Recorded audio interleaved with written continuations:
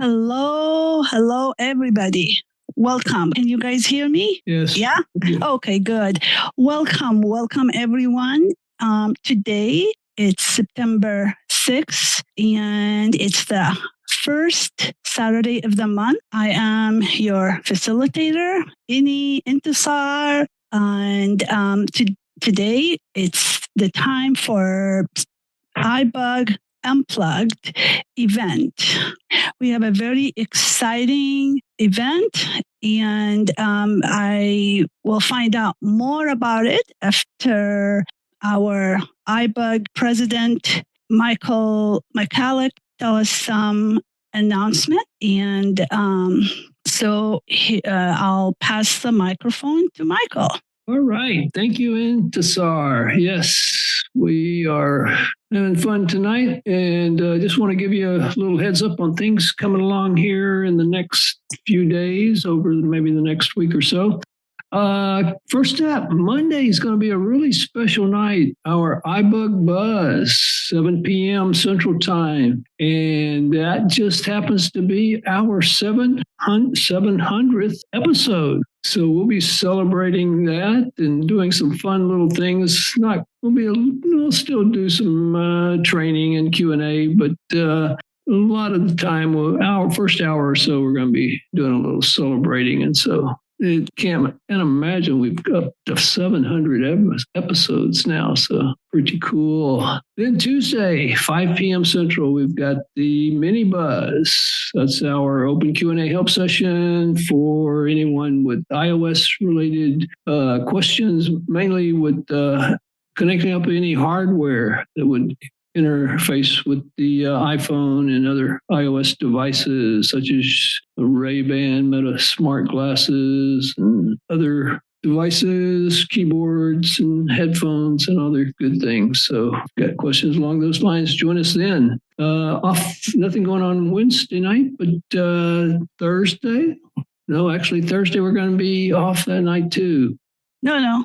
Oh, Thursday. No, this is the second Thursday. Yeah. We got Vila Book Club. Sorry about that, guys. And Intestar, tell us what book we're reading. Oh, I can't remember exactly the title, but it's a DB 116345. Gosh, I'm trying to. Nothing. Yes. Something. Sonny, you remember? It's true. Nothing is true. I can't remember the exact title. Sorry. Nothing is true. Yes. Nothing is true. Okay. And it's almost 10 hours. I totally forgot. I was thinking that was the week after. I didn't even look it up. But anyway, so there we go. Nothing is true. DB 116345. All right. Almost 10 and a half hours. So you still got time to read it if you read it on double speed or something. Then Thursday night, we do. Oh, no, that is Thursday night. 7 p.m. is the book club. Or no, 6:30 p.m. Gosh, I'm totally messed up tonight, guys. It's 6:30, yes. I haven't been drinking anything yet. And Friday night is our regular movie night. And this week's feature is, haven't announced it yet. But if you want to find out early, come on Monday to the Buzz. And at our halftime show, we will reveal what the movie is going to be next Friday night. Then Sunday, my last announcement will be Sunday, iBUG Cafe. That's at 4 p.m. Central.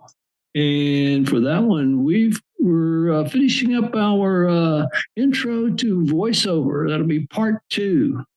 If you remember last fall or so, we did intro to voiceover part 1. So we'll continue and wrap that up just in time before we get into iOS 26 later in September. So we'll be, imagine doing another voiceover on iOS 26 later on. Okay, so that's the announcements. So I'm going to hand it back to you, Intestar. Okay, thank you very much, Michael.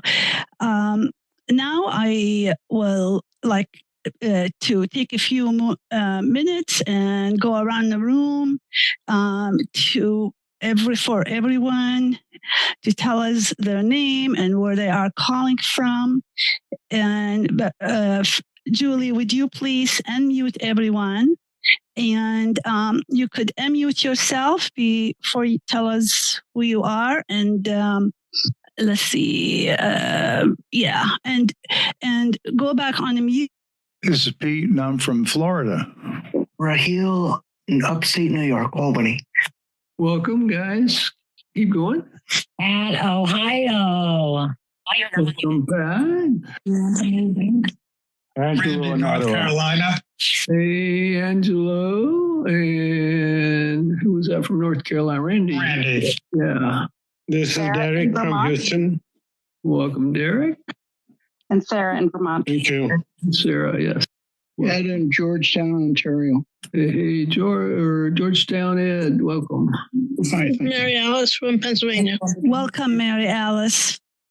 Bridget from Atlanta. Welcome, Bridget. Brian from Ontario. Welcome, Brian.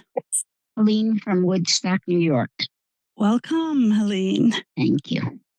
Mary B., Pennsylvania. Welcome, Mary. Jeff Sydney Thomson. from Alaska. Welcome and welcome. Valencia from Maryland. Welcome. Janice from Maryland. Welcome, Janice. Sharon from New York. Canada. Oh, sorry. Welcome and welcome. Anyone else? Elizabeth from Newfoundland. Welcome, Elizabeth. Louise, Indiana. Welcome.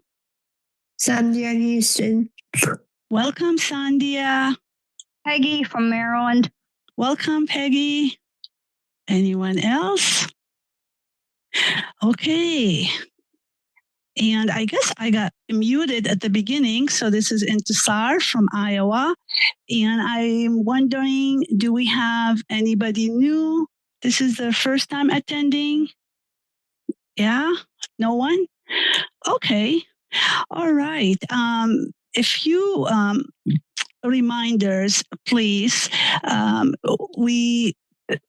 Let's see, when time comes to ask questions or make a comment, please remember to say your name, wait to be acknowledged before you speak, and then please go back on mute so we all can hear each other. And with that, I would like to tell you about our event today, the iBUG Unplugged. We are going to learn some, let's see, we're going to work in our event today, we're going to learn the wonders of a blind woodworker, artisan, and some of his projects, anywhere from building furnitures, toys, and the most interesting thing, butterfly houses. I'm not sure if he also built bird houses, but I have never seen one. So I'm looking forward to hear all about that. And hopefully we will learn one or two tricks. And now I will like to introduce you to our presenter and guest is Jeff Thomson. He is from Fridley, Minnesota. Jeff is a media producer. He is an inspiring woodworker, and he is the founder and CEO of Blind Ability Podcast. And without further ado, I would like to welcome Jeff Thomson. Take it away. Well, thank you. Thank all of you especially for inviting me here to share a little bit about myself. And I know some of you out there, and I know Pete Lane, who's on this call, quite a while.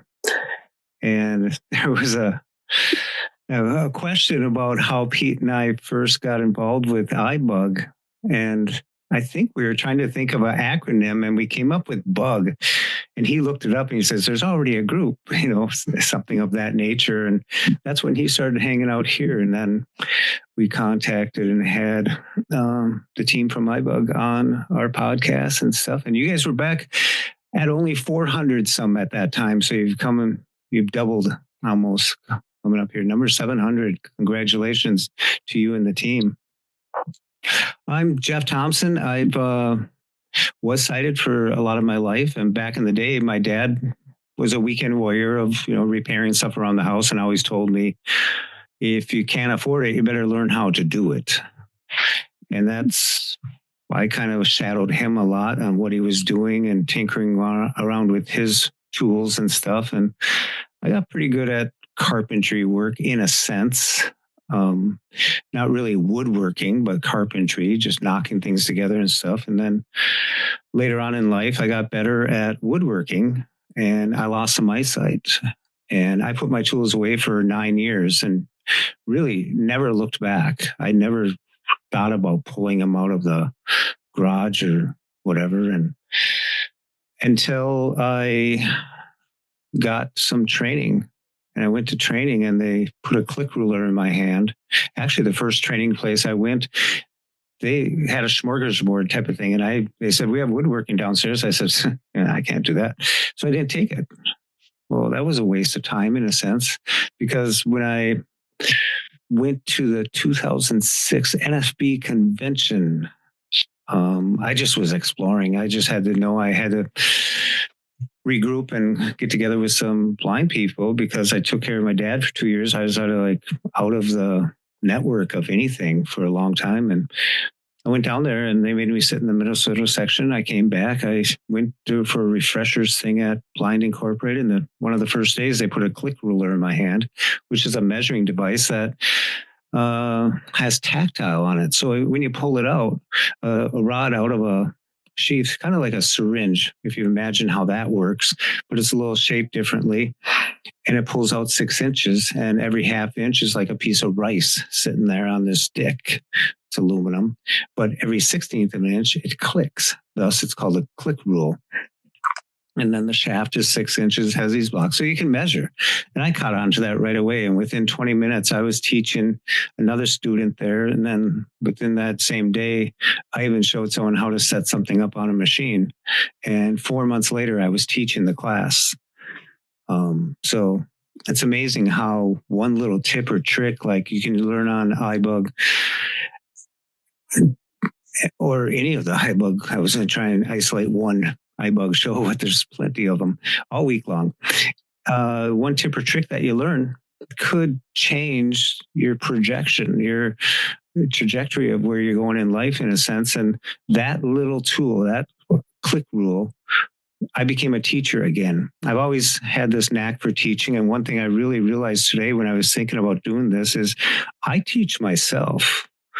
And believe me, if you can teach me, you're a good teacher.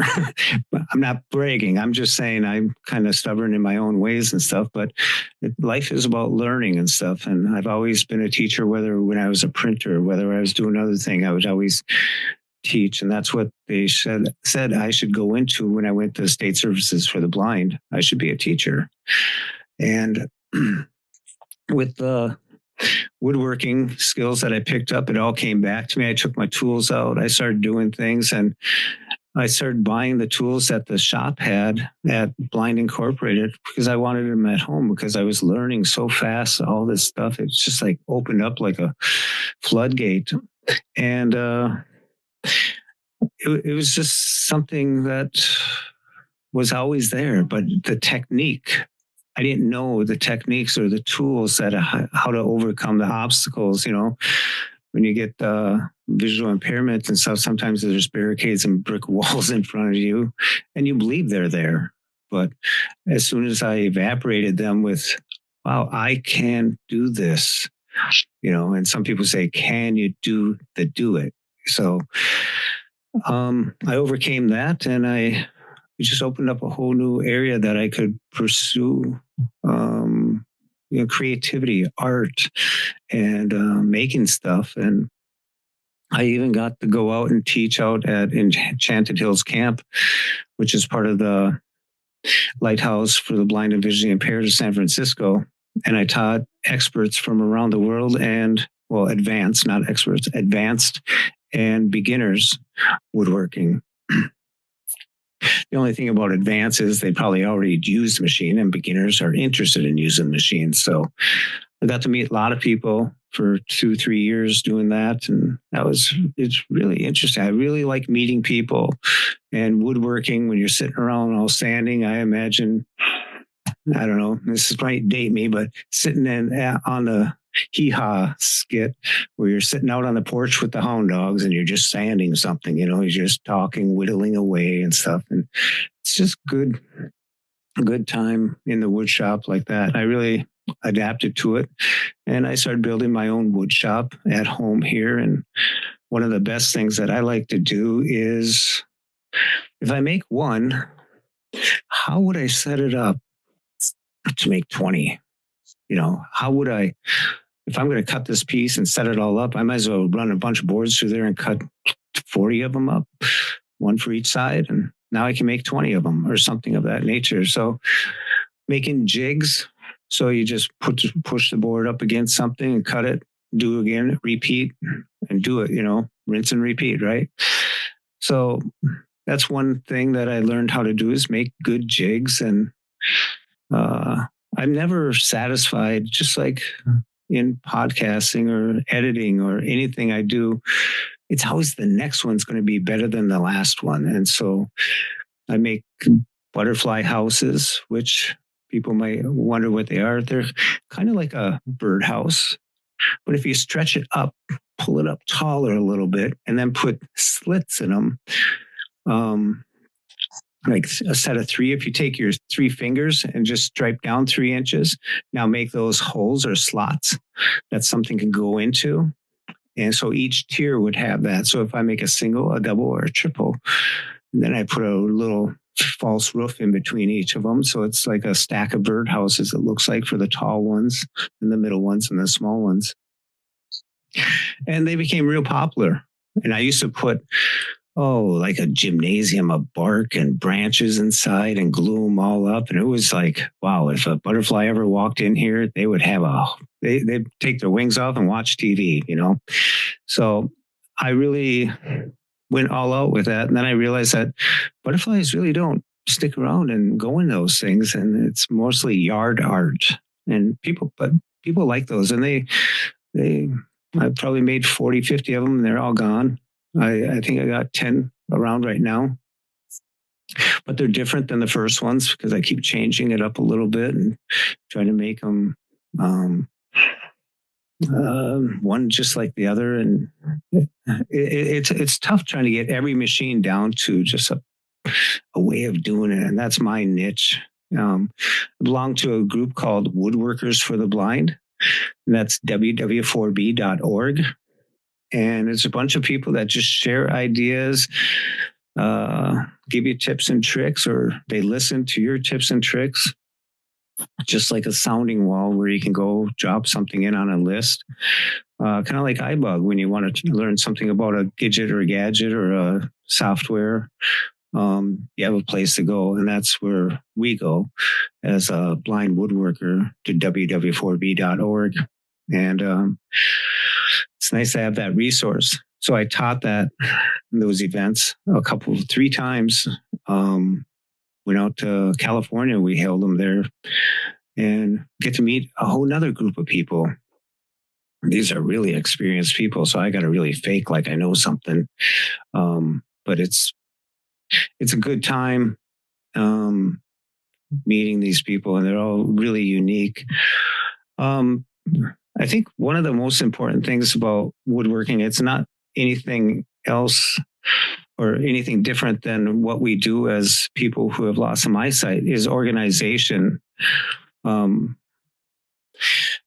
If you have something, you put it away and you need it again, you want to go back and find it, and you want to go directly to that spot. So organization, especially in a shop or in your house, I like if someone took your silverware drawer and moved it over one drawer, that would really throw you off for a while. I mean, really can get you upset. But if you are in the shop and you just set things down and keep moving along and you can't find things, you're going to spend more time looking for things than everything else. So really increases your ability to organize or to remember not to just set things down. And that goes for being in the house and walking around the house. If I know something somewhere and it's not supposed to be there, I try and do it. So a lot of transferable skills. And as for people who would think about getting involved in woodworking and stuff, it's not any different than crossing a street or running a blender with mixing. You know, those blenders, they freak me out sometimes. I use them, but the possibilities, you know, don't leave the spoon in and turn the blender on, stuff like that. So there's practice and stuff. And same with teaching woodworking. To think that parents are sending their child to a place where they're going to use a table saw, how do I let that parent know that it's safe to do it? Well, I think what's built into all of us is we really don't want to get hurt. And so taking safety seriously and body position when you're doing it. So when I would get a student that came in, I would set them down at the table and other students would be working. They would hear that student over there running a machine. Say it was Tommy and they thought Tommy was a idiot or something, but here's Tommy running this machine. And they're thinking, I could do that maybe. But I was actually just getting to know this person for the first week or two, to know their tendencies, their speaking patterns and stuff. Because when you get to introduce them to a machine, their whole speech changes. Now they're talking in fragments and no fluid because they're worried, they're scared, they're white knuckling. And so how do you get them through that? But you wouldn't know that until you talk to them, get to know the person. People think there's a manual in teaching the blind, the visually impaired, the low vision, that there's one manual for all of it. But every person on this call, every person in my classes, and every person I met, it's a whole different manual. You got to get to know the person to see how to find out how they're going to learn, how they're going to teach. And some people only want to do a little bit of this woodworking part, and you got to find that out. So another thing that was really good with me is I like taking thought bubbles and bringing them to reality. So they're thinking of what they want to make, and I got to try and bring it down into a project they can do and their skill set. So it really got me into understanding how to lay out a job, how to foresee going to the store to buy these pieces, come home. It really paid off because now when I'm doing a project, I can go and buy a certain amount of wood, know what I'm going to get out of it, and have a little waste, because even though it is money, so you got to be conscious of what you're doing, but it's not a lot of money once you're at a certain point, but you still don't want to waste it because it's always nice to have some left over. And the other thing about woodworking is when you're doing it, a lot of people have scrap. A lot of people have extra wood. I've gotten into the thing in my last 5 years. I get rid of it. I don't hang on to it because space and time is precious. And if you have an extra barn somewhere and you can store it, that's fine. But to me, fresh ideas, fresh new supplies and all that stuff is where it's at. You know, I don't know. It's a neat hobby, but I had the inkling of woodworking before I lost my eyesight. So I got back into it and took it in a whole different direction. I said I was a carpenter before. Now I'm a woodworker. I'm not a fine woodworker. I'll do a few projects to prove that I can be a fine woodworker, but I like making the butterfly houses or benches for out on the patio and stuff. But after I've done that for a while, I want to move on to other things. And one of the things that I make a lot of are M&M machines. And there's a small one, which I call the diet plan. And then there's a large one, which is, if you picture a mason jar tipped upside down, sticking in a piece of wood and a box underneath it with a stick that has a hole in it, you pull it open and there's a little ramp. So when you pull it, M&Ms fall into your hand. And I saw an Amish one. I bought it for my mom for Mother's Day, and I measured it with a click ruler, wrote it all down, and I decided to build it as a project for students. And it was interesting that it came pretty close, but it's a little different than the original. My mom passed away, and I have the original now, and I look at it and I go, oh, I never knew that. So it's interesting how, just like when you play that game with people where you say a phrase and it goes around the whole room and comes back and the phrase is all different.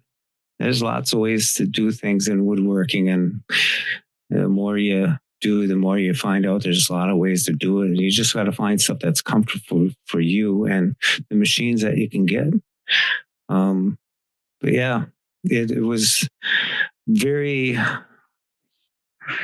I can't explain it. When you find out that you can do something and expand upon it with vision loss, because at first, like I said, I put my tools away for 9 years. When I reopened that door and went full go into it, it was like, wow, and that's what I see now when I'm teaching students is that one little tool, that one little bit of information. Like today, we went down the Mississippi River with a bunch of students, 18 of them. They're all going down there, and some people were deaf and using interpreters. And it was really neat to be around this and see how these people come out of their shell and just open up. And it's just, wild. I used to do teen night where they would come and we do little projects in the wood shop, or we'd slab a hunk of clay in front of them. What are we going to do today? Here's some clay. What do we do with clay? I don't know. What do you do with clay? Or we go to the ice cream shop and coffee and everything like that. And they kept coming back for 4 years. They kept coming back. And I ran into one of the students and they told me, this was 10, 15 years later. They said, that was the best time we had because we got to meet other students from other districts. Because in our school, we only had one other blind person that they knew, and they got to meet 14, 15 other people and stuff like that. And I think in woodworking, I'd been able to meet people from all over the states, a lot of Canadians and everything like that. One guy worked with Steve Jobs. When he moved over to Pixar, he went with him. When he went back with him. And when they built the first iPad, they dropped off a trailer full, I imagine it was a nice trailer, of iPads. And he had a CNC machine.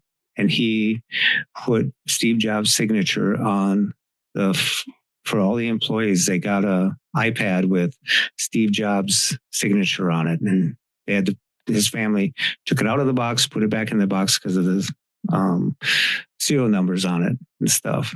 So it was interesting to meet him. And another lady was a beekeeper. And I'm like, that's crazy. I mean, I'll plant flowers and attract bees, but that doesn't mean I want to walk into a swarm of them. But just getting to meet people. So woodworking has been a good area for me to meet people, to expand my possibilities, my curiosity. I've gone full circle with a lot of things. And I think everyone should find something that they like to do. And I stumbled across it. I had turned it away for a long time, and there it was. And now I think about it today. I just like doing it because no one else depends on me to do it. It's not like shutting off the water in the house and saying you won't have hot water for 3 days. That's a whole nother story with the family. So if I'm out in the shop just tinkering away, whether I'm making a desk, whether I'm making butcher block type style of breadboards or other things that I like to make. I made a table next to the stove for the kitchen area. I made a cedar chest. I made coffee tables. I don't use coffee tables because I don't like them, as I don't like busting my shin on them when I walk into a room sometimes. But I'm always curious about what to do and what to make and how do they make it. And so every time I see a piece of furniture or a piece of wood art, I'm the one that's groping the heck out of it. I just want to figure out how they did it, why they did it this way, and how would I do it, and how could I do it. And like when I to do the butterfly houses, my granddaughter was over and we were out by the flowers and we saw butterflies. And I just said, birds have houses. Why don't butterflies have houses? So she pulled out her phone and she looked up and said, they do make something like that. And we went from there and we put two together, and she hand painted some grass and ladybugs all over it. And I got them hanging in my shop on the wall, pristine, kind of, not outdoors. And then I thought, well, you know what? I could make more of these. How can I make 10 of them? So it just started again for a project for me. And that's what I've been doing lately, is making those and making M&M machines and stuff like that. So yeah, that's basically how I got involved in woodworking and carried it on, and the stuff I'd made. And yeah, sometimes you look at yourself and you wonder, wow, just like iBUG, 700 episodes. And I suppose you remember back when you first put your first one out there. And now it's just, you just keep doing it because you enjoy it. And I guess I enjoy it. And it's something that I found works for me. And there's nothing better than talking to other people that have done it, whether you're in a shop with them or sitting around having coffee or just chit-chatting about it and just getting curious. And, a lot of my tools are 35, 40 years old. So it's not like you have to go out and buy the latest and greatest, like an iPhone all the time or anything. Some of these tools last for a long time. Some don't. And you're always updating stuff. But it's a neat hobby to get into, and you can get into it on a cheap side of finding stuff. If you like sanding, or if people like carvings, people like little projects, and there's all sorts of stuff like that. So if you ever go to a ACB or a NFB convention, you'll find that certain groups get together and talk about doing stuff, whether it's from knitting, crocheting, other types of arts and crafts and stuff. So if you have a itch to, see what it is you might want to be doing, check out some of those agendas and see what's available, and go see what those people found in it, and see if there's something that you're interested in. Because I think it's always great to have something, an outlet to get out. I call it therapy. You're just out there tinkering around and doing stuff, and you feel proud about it and stuff. Some people don't know how much work. I don't think you really get your money out of it, your time and money, but I think it's a fun hobby, and it's the one I found. So yeah. One of the things I wrote down a list here. I kind of talked about how I transitioned my skill set into the blindness world. That was really hard because it takes so much more time to do things, in a sense, just because I can't see. I have to use different tools. I have to figure out different ways and stuff like that. But after a while, you get to a point. I mean, if anyone else is struggling with that, it takes me so much time to do this and I don't want to do that. After a while, that factor is gone a little bit. And you kind of accept how long it takes you to do it. But is your time worth that? I'm talking hobbies, not work-related stuff. Work-related stuff, you probably want to be productive and everything. But if you're doing a hobby type of thing, well, just like vacuuming, just like everything's. I think once you keep at something, the end result is really what you're striving for. Some people say it's not, going from point A to point B. It's what you do in between. I think that's a joyride of life, But sometimes a project to get something done, if your clothes are washed and folded and put away, it's done. If it took you an extra half hour, well, who cares after a while? And that's how I look at it with woodworking. I can't see that well. I can't read. I can't mark something with a pencil and wing it like so many people do. But with a couple tools, the click ruler, I just realized I could adjust this to any length I wanted, just like making a template. This is 6 inches long. I'm going to make every piece 6 inches. Boom, boom, boom, boom. I used to use the picket fence as the example. And it's really just overcoming the realities of where you're at with your vision loss too. So there's a process of that. I didn't just find a click ruler and all of a sudden everything was all sweet. I spent 9 years denying I could even do something of that nature. So I talked about my niche. My niche is replicating mass production of something that I like to do. And if anyone else wanted to get started on woodworking, I would contact ww4b.org. Just listen into some of their listservs. It's just emails that come in. It's not too overly populated. Every once in a while, you might get 5 or 6 a day because a new person came on there and asked, what tool should I start with? Or where can I learn to do some of this stuff? Or when are you guys all meeting up and everything? And people just throw in suggestions and experiences that they did. And that's, where I would get started and find that way you find someone, and you might find someone that lives nearby you. And then you can talk about the things that you want to do or stuff you don't want to do. Some people only want to work on a lathe where they spin things and make circular stuff and designs of that nature. Other people, I call myself a flat board person. Most of my boards are flat, square, and you can measure them. Other people like bandsaws where they put curves and swirls and all sorts of stuff in them. That's not my bag. So I think people that run the lathe are weird people. They're unique. I mean that with a smile because they do some wild stuff. They spin burrows from a tree, the big knots in a tree where a branch was supposed to be. You probably see a squirrel run out of it. But they like to put them on a lathe because they get such unique designs out of it. And they cut for a while. Then they wrap it in wet rags and let it sit for 5 days. And then they bring it back out and do it again, get it wet again, put it in a plastic bag and let it sit for a week. And then they just work these things. So when you see some of these bowls that they make and there's $300 price tags, I understand why there's 300 price tags. It's just that I would hate to work on it for 6 weeks and all of a sudden crack it.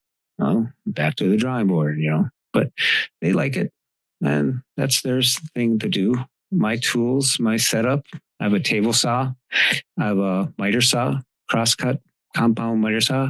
It's a hati. I always like saying that. And so I use flat boards. The most safety thing I do is my positioning of my body, such as if anyone knows what a chop saw is or a compound miter saw is, you have a blade that slides forward, cuts the wood, then lifts up. If you put that right in front of your shoulder, so that arm is operating that, and stand so that is all squared off and your left hand is holding the wood, your left hand's in a good position and your right hand's on the handle. So you're not going to really get hurt in that position. Same thing on a table saw.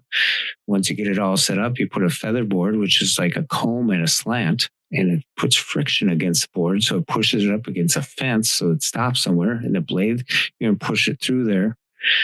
Your stance is line up that shoulder with the push. So your push goes straight and you're pushing it with a push stick. And that goes out the other side.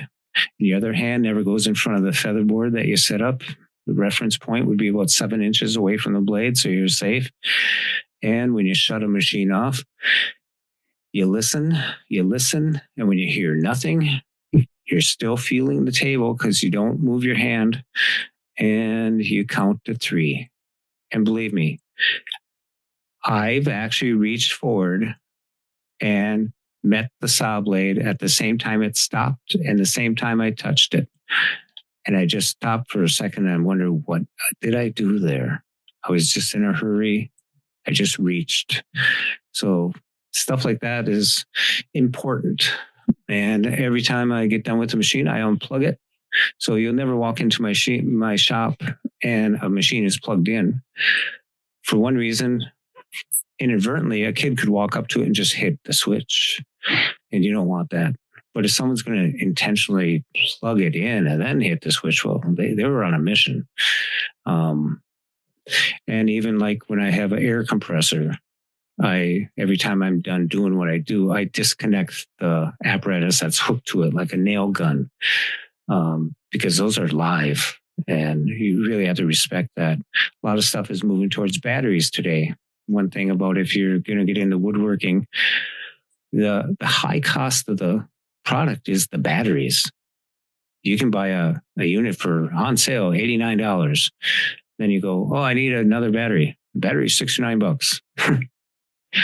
But they'll never sell you the drill for $20 though.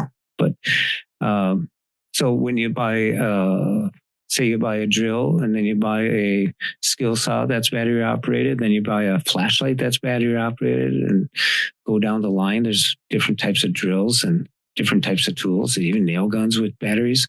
You stay in that ecosystem, so you only need 2, 3 batteries, 4 batteries, and you just buy the tools.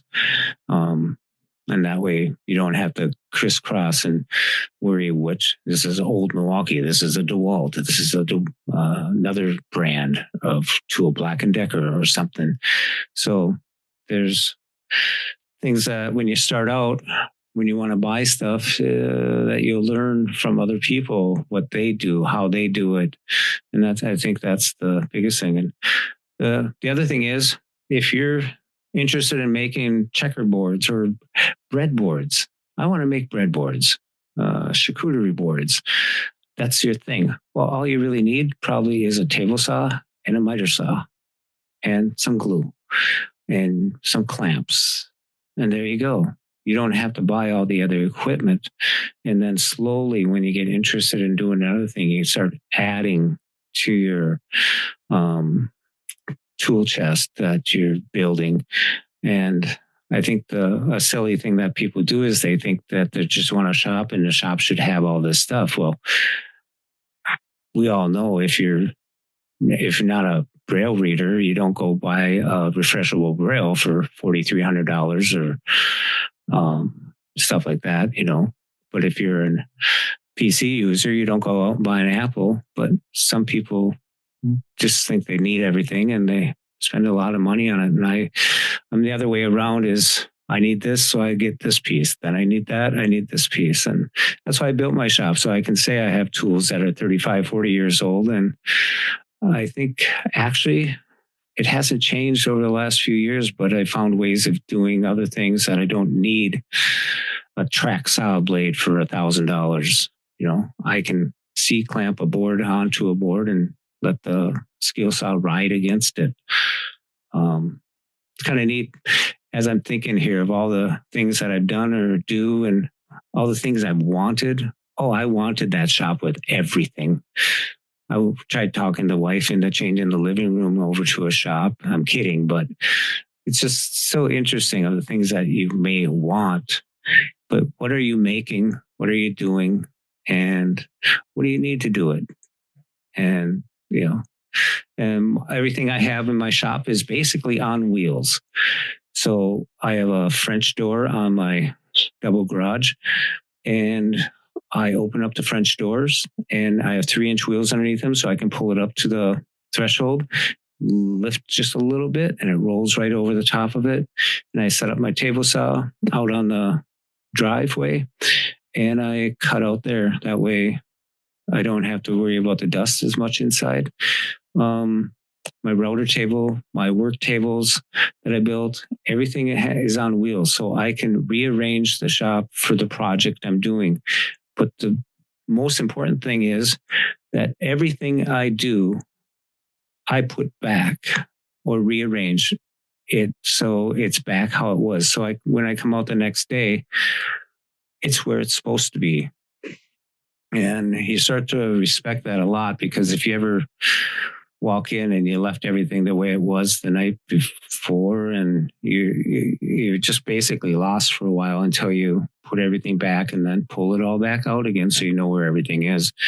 If I can't find a click ruler, I have 4 of them. If I reach in there and there's only 2, my mind just shifts into where are they? And I'll start this manhunt. I'll spend 40 minutes sometimes wondering what I did. And here they are, they're not in my back pocket, but yeah, they're just exactly where I left them. And it's like when we used to lose our car keys or something like that, you got to find them. And that's why I am with my tools. If I reach for something and it's not there, I'm like, where can it be? So that organization really comes into play. And you don't need brand new toolboxes, brand new everything like that. I got toolboxes that my dad had, and I just utilize them in a certain way and arrange them in a certain way that they work for me. And they just hold the tools you're going to use. You don't have to have the shiniest toolbox on the block and lean up against it with your coffee and, and talk to your friends about it. And I'd rather just show them the M&M machine and say, hey, this is cool. Try it.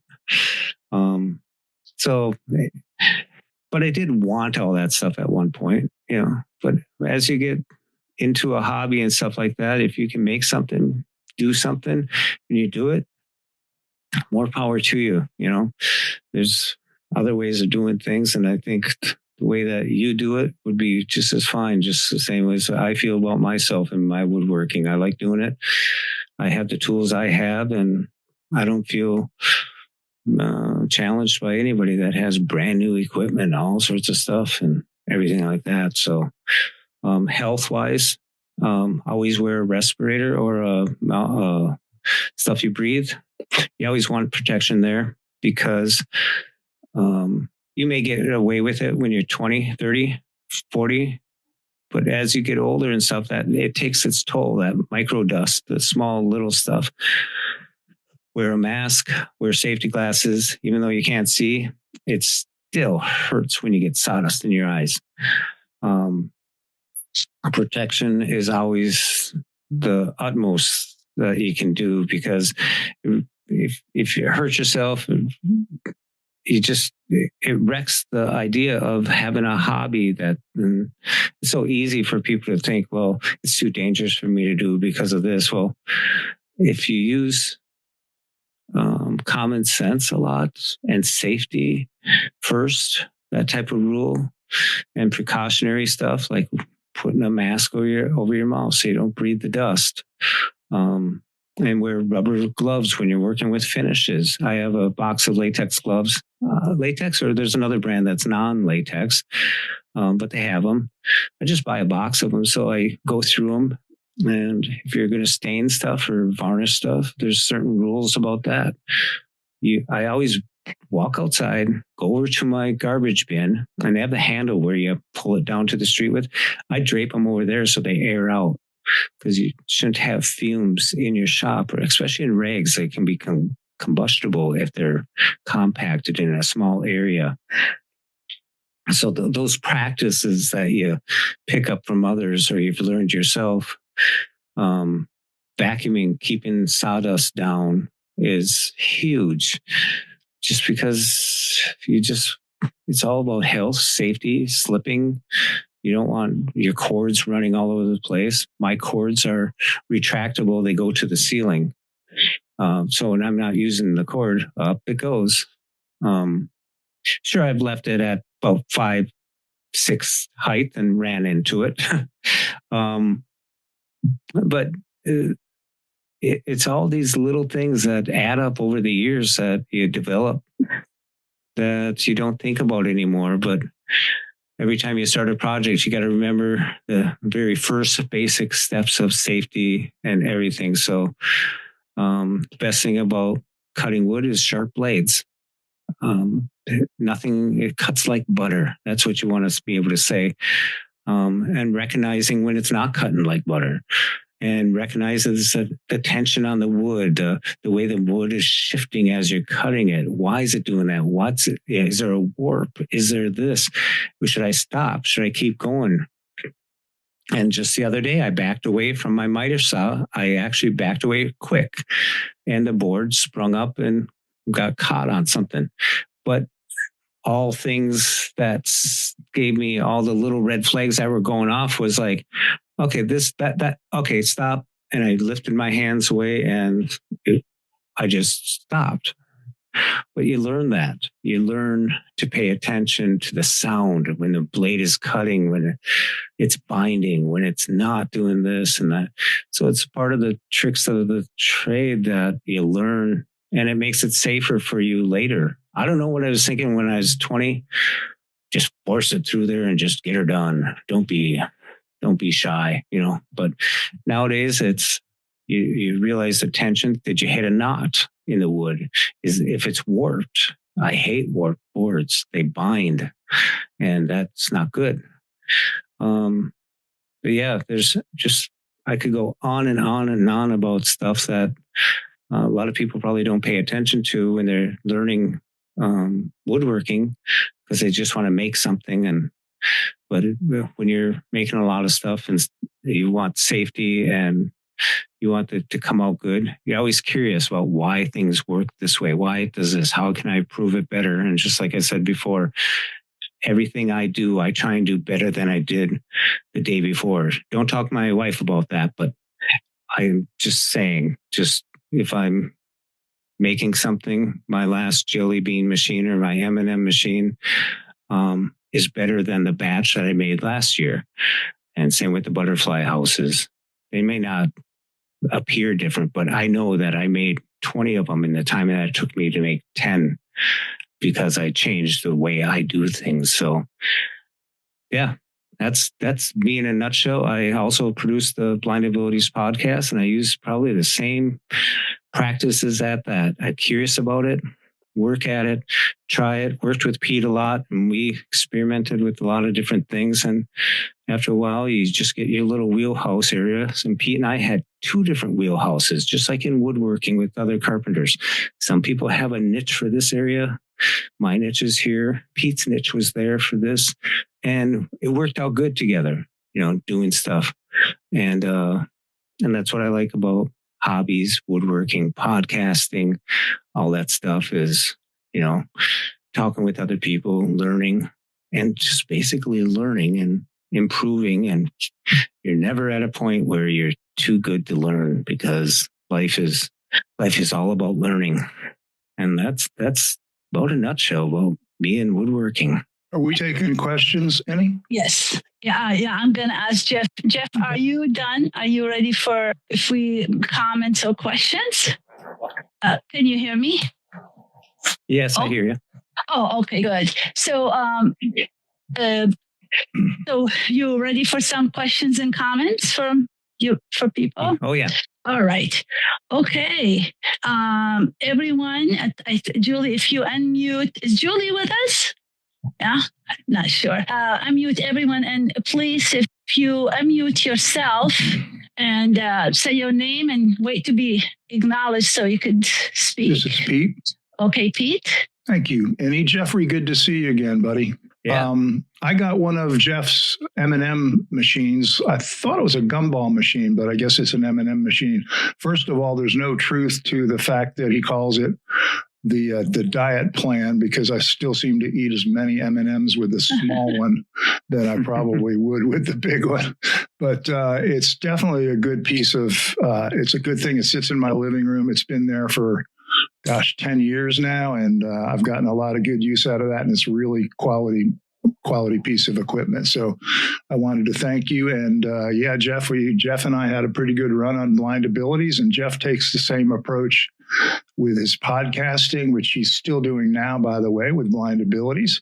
And he's a meticulous kind of a guy. He's a perfectionist, and just a shout out. Good presentation, Jeffrey.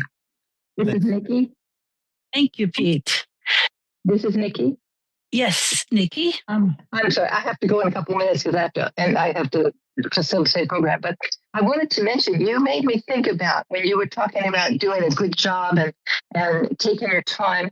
I used to do a lot of knitting and crocheting, and I was making baby blankets and all kinds of things. But I never sold them because if I had tried to sell them, nobody would have bought them because the amount of time I put into them, nobody would pay that much money. And I didn't care because I did it as a hobby. I loved it and I gave them away and I called them my labors of love. And they're all over the country now, like at least 100 over the last, I don't know how many years. And people are still calling me and saying, hey, can you make a baby blanket for my grandson or for my grandchild or something like that? So, but I can't do that anymore because of my hand. But stuff is wonderful and homemade is the best there is. So thank you so much. It was a wonderful presentation. And now I have to go. Bye-bye. Thank you, Nikki. Thank you. I just want to add to that, it is a passion for doing stuff. And like I said, it's therapy. It's just good times. And a lot of my stuff now I give to, my granddaughters are selling them because they're going to do a Washington, D.C. trip. And so they held them up in this picture and just locally they're selling them. And, it's fundraising for them, or someone has one of those silent auctions things. I bring a couple and stuff like that. So it's really nice. Some people want to buy. I'll take 5, 6 of them, and it's like that's 6 different people that could have them that I know personally that I would rather give to or charge Pete for. But it's just one of those things that it's not all about the profitability of stuff. If that's the case, then, I don't know. I think enjoyment, if we all wanted to monetize everything, that we'd all be kind of disappointed in the real world because they would outsource it. And pretty soon people are doing it out of Pine for a quarter of the price. And you can't compete with that. Is Intestar, and I have a question and a comment. Yeah. Okay, so do you paint the project? Do you also do painting? Well, let me start with, there are some oils that have tints to them. And it used to be that people liked summer oak or golden oak. And so I will varnish things or stain things of that nature. Painting isn't my thing. I'm not, I used to be somewhat of a painting artist, but it's not my thing because it's so meticulous in a sense to the naked eye. So I don't do painting, but I will use the wood for my colors. So and I do use a barn wood oil stain for the tops now. And I know they turn out. And what's nice about stain is it just soaks in. So I don't have to worry about brush strokes and getting it perfect or getting 2 layers on. Basically, if I had more money, I'd just get a 5-gallon bucket and dunk them in there and let them drip dry for the oil. But technically, I just use the oils, and no one can tell if you got too much on or something because it usually soaks in for the stuff I'm using. And the other hardwoods, I use a tongue oil, which you wipe on, you wait 10 minutes, and then you polish it off. Then you add another layer, and you work this in for about a week, about 3-4 layers. And that tongue oil is from the tongue tree in China, and it's a natural product. So it's not working with all these plastics and all sorts of chemicals and stuff like that. So that's my thing. I just don't like having all these chemicals on my hands. Or I notice when I'm working with chemicals, my latex gloves, they fall apart real quick. But with tongue oil, they don't. They just get sticky. Okay. My comment. It's okay. My comment is when I went through the Iowa Department for the Blind for my training, that was one of the classes is offered wood shop. And of course, I did not want nothing to do with it, but it was everything required. So I remember when I first started, I was shaking. It was like I'm so scared and everything. But then after I learned exactly the technique, like you say 1, 2, 3, how you direct your body and your shoulder and your arm, building using all these power tools. I ended up building a huge giant jewelry box. It's like 2 feet by 2 feet. It has 100 compartment. I was there for 18 months because I was a part-time, but I loved it. It ended up to be, it's like what really built my confidence. I mean, just love playing around with those power tools. But it was, but you're right. I just did the staining and all that stuff at the end. It becomes so much fun. And when we give student tours, when I tell people this is so fun, and the teacher will say, don't tell them that. Let them learn. I mean, say, this is my favorite. Don't say that, because I want them to be very careful and cautious. But have you ever hurt yourself? Well, I don't know. Yes, I've hurt myself, but not to a point where you can tell. Okay. I got all my fingers. I got all my toes and everything like that.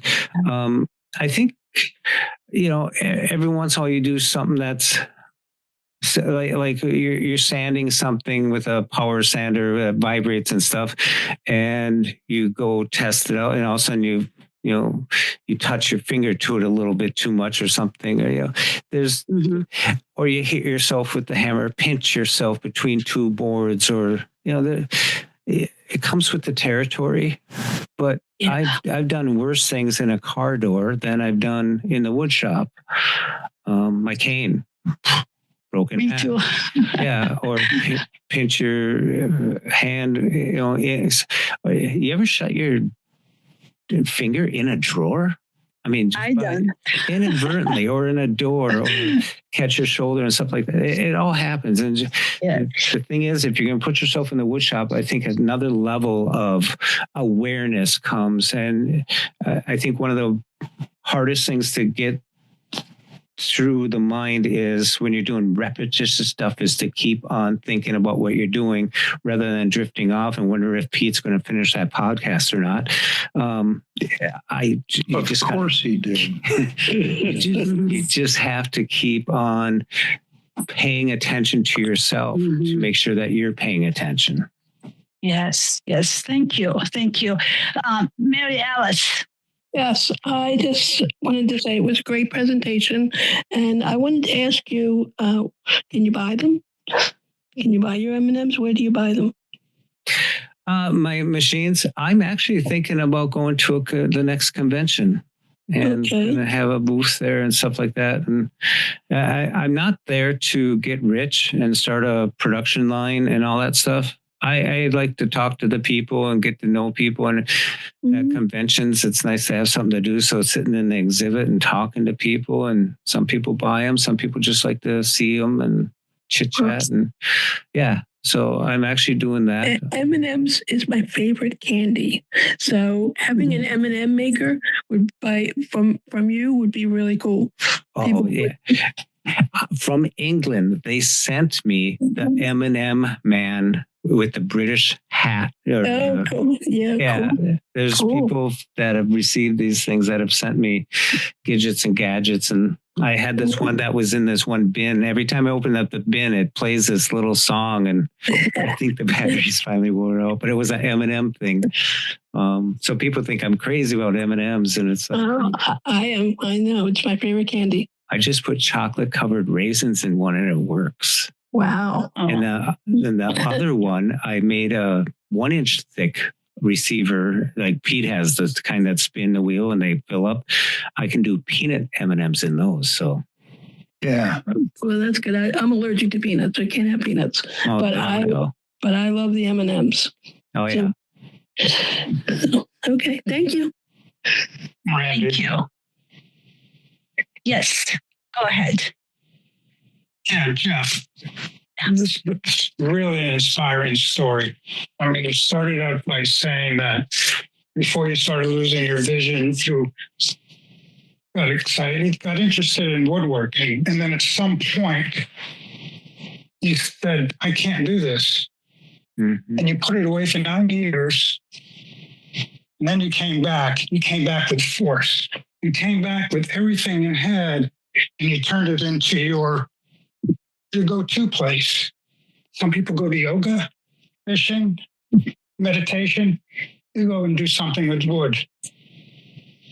And you teach other people how to do it. I mean, before you started losing your vision, was there anything you were interested in that was just as passionate as this woodwork?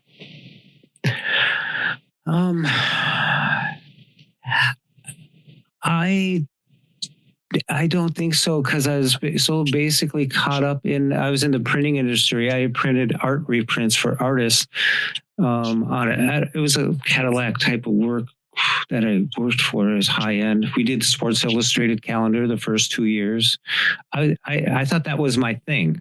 I thought that was my thing, and the rest was life and chasing the dollar and building and raising and all that stuff. And I think when it was that I lost the eyesight, that it slowed down, and I think everything fell away from me.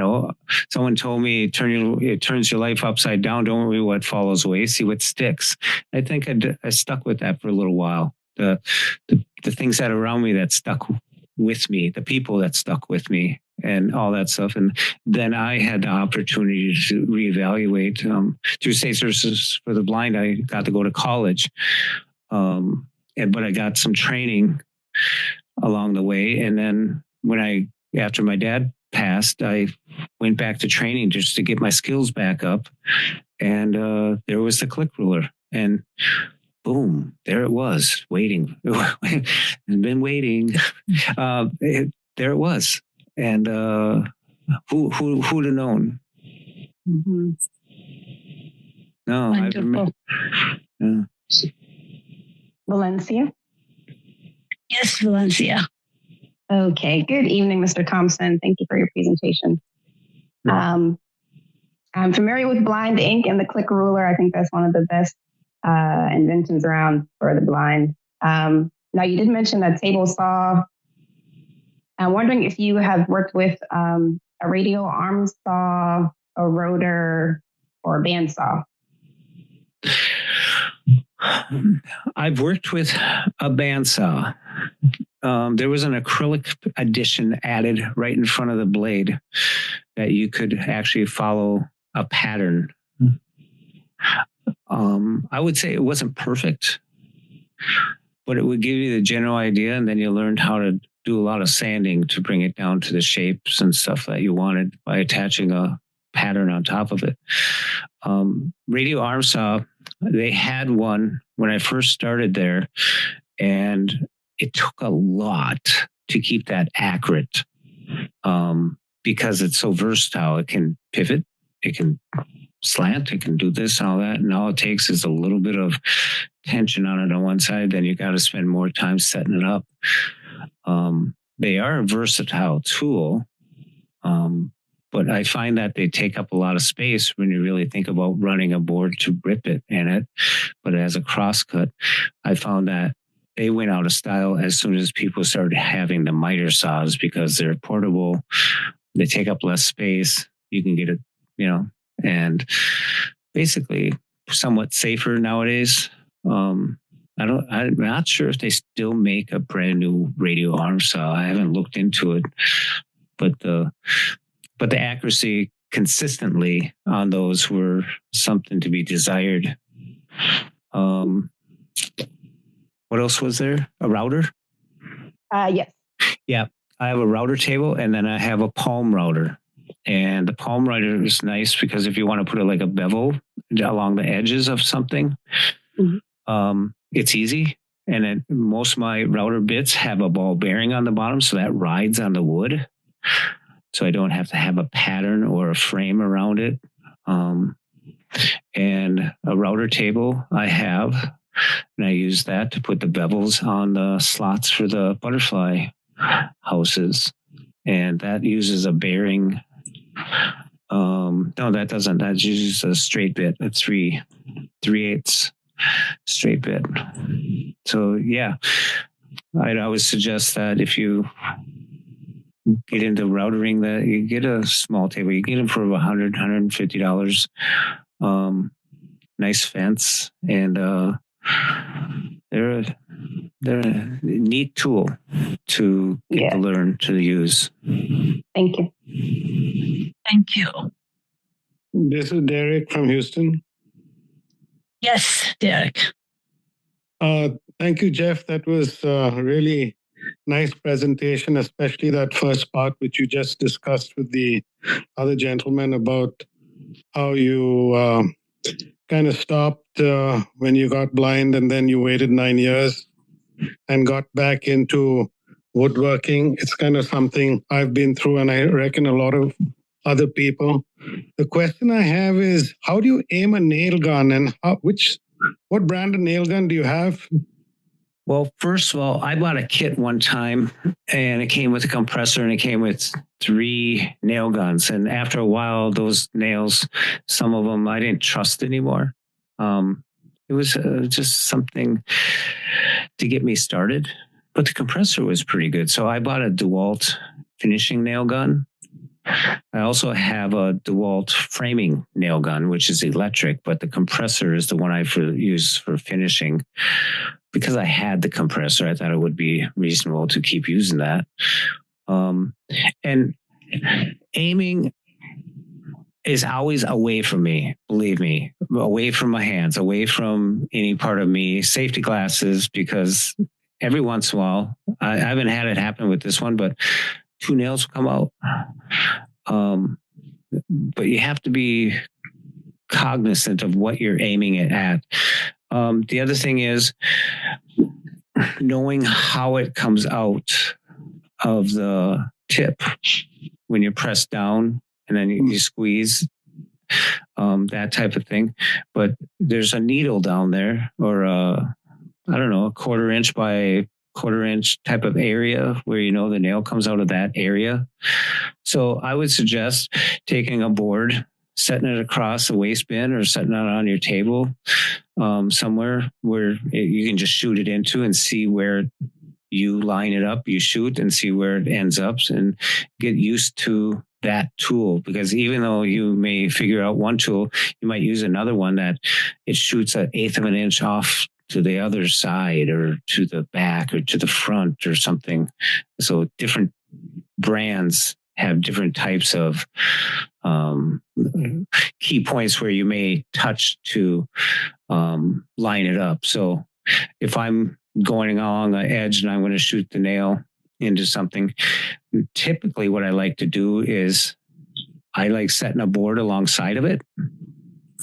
So if I'm shooting into 3/4 inch wood, into a board laying across it, and it's going into a 3/4 inch piece of wood, sometimes I'll take a 3/4 inch piece of wood and set it there, and then I know I have to hit in between there. So I use reference pieces of that nature. But it isn't one of those things I would always get my fingers down and just check out. It's like more or less I'm on the side of it, or not in front of it too much, but on the side of it. Like I'll set it down on the edge of the board. I'll see where it lines up, and I'll move it over just a little bit and shoot. Then I investigate, because even sometimes myself, if I shoot 10 nails, one of them might show up on the inside a little bit, and then I have to figure out how to extract that. Right. And then holding it straight and stuff. The best thing I found out is your comfortable position. You don't want to be working on something where your elbow's up above your shoulder and you're coming down on something. You want to get yourself in a position, lower the project down to the floor or something, so you're comfortable and doing it from the same type of spot that you do it on most of your projects.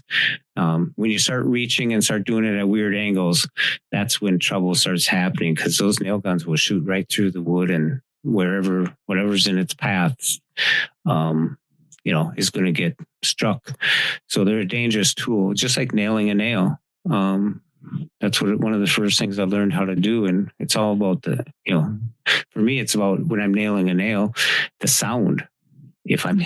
When that hammer hits the nail perfectly, there's a certain sound. When you're off to the side just a little bit, it's a different sound. And I think that's, if you have good hearing, it pays well, because you can tell when something's not right, or not that hammering a nail is fun, but if you have to do it, you got to figure out a way to do it. And the nail guns are a very dangerous tool, but they can save you so much time that it's worth learning a way that'll work for you to use them.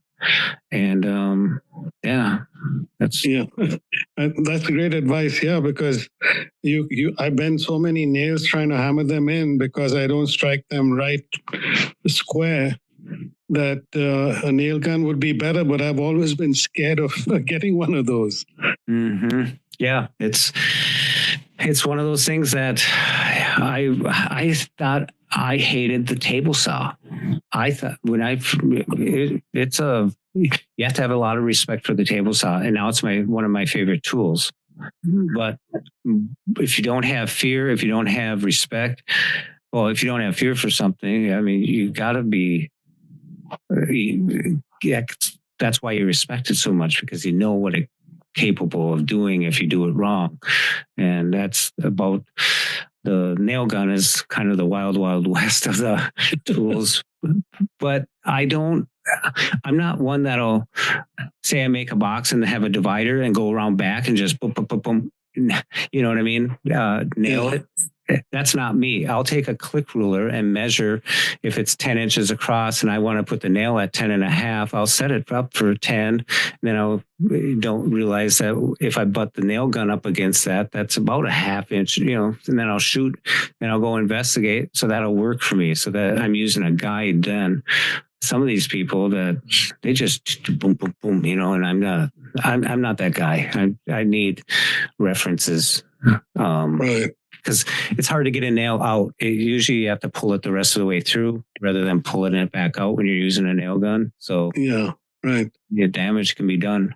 Mm-hmm. So another question I had for you, which I was trying to understand, was when you talked about the garage door and the French door with the casters under it, so you could get your chop saw out the front of the garage so you could chop there. I couldn't quite understand what you meant. Well, my French door on there, I used to have a garage door. I took that off and replaced it with a wall and a 9-foot French door. So I can open up two 36-inch doors open up.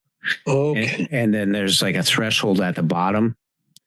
Like when you shut one door, you push that lever down and it locks down, and then one locks up. The other door works like a door. Okay. So I used to have smaller wheels on, but it was too hard to get over the top of that threshold. So I put 3-inch wheels on. And since I put them on all of them, all my benches and stuff, my feed out table and feed in table, if I'm using them, match up with it. So. Okay. Yeah. Okay, understand. This is Angelica. Yes, Angelica. Okay, so I was listening to him like talk about his woodworking and everything, but I'm kind of confused. Like, what is woodwork exactly? Woodwork, carpentry. Let's start with carpentry. That's where you take 2 sticks and nail them together and build a frame for like a doghouse or a house. And then you put siding on it and stuff. Carpentry is just knocking wood together. Where woodworking comes in is you're going to work with the wood. Say I take 1-inch pieces, take 10 of them, glue them all together, clamp them together, then sand it all down and round off the edges and make a breadboard, something you would use in the kitchen. that becomes more like woodworking, or send it through a planer to smooth it out real good. Or if you can build a box and put hinges on it and put a door on it and use it for a nightstand, or put a drawer into it. And then, so you're actually using wood to make parts with, whether it's a miter cut or what kind of way are you putting it together? What kind of jointery are you using so it joins together, becomes strong? So all that into consideration. I'm sitting at a vanity right here. That's a desk. And I wanted to show everything I knew how to do it. So it's very neat desk and how it's all done. I think when you come into woodworking, wood expands. The tree goes up and down. So picture a bunch of straws bound together, running up and down. That's a tree. Now, when you lay it down and you cut it all up into slices like toast, those straws are grain lines, and it runs from the 8 foot long all the way down. When it gets wet, it'll spread wide, but it won't get longer or shorter, but it'll get wider or fatter. That's how wood expands.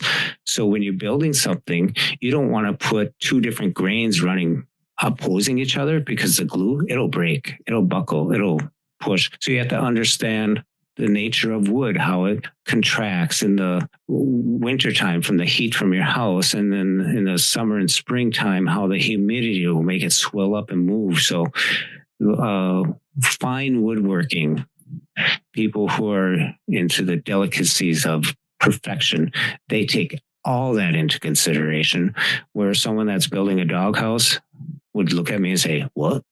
They have no care for that type of thing, because it doesn't matter. But that's fine. They can build lots of things from butterfly houses. It doesn't have that type of consideration. But if you're going to build a chessboard with 64 pieces all intricately laced together and all that stuff, and you want to make sure that the frame around it, when it expands, it doesn't bust the frame open. So you have to have some